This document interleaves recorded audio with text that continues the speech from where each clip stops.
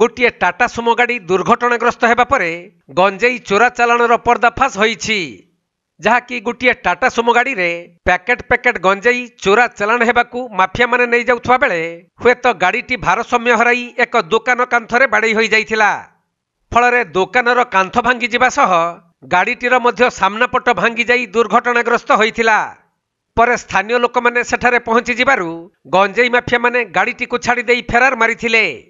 एपरी घटना घटी बलांगीर जिला खप्राखोल ब्लॉक लाठर थाना अंतर्गत चचराभटा ग्राम निकटरे।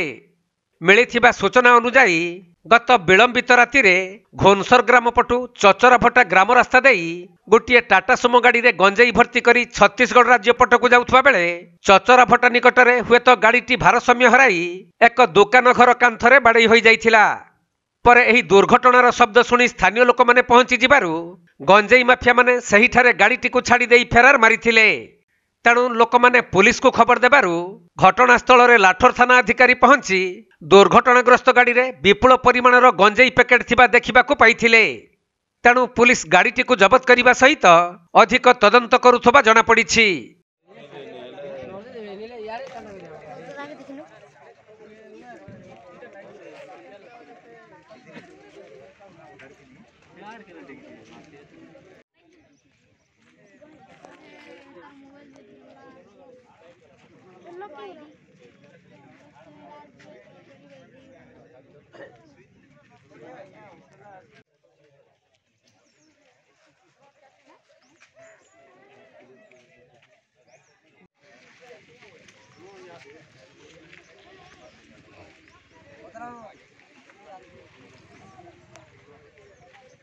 बलांगीर जिल्लारू रूपेन्द्र मुंडा रिपोर्ट कोणार्क लाइव।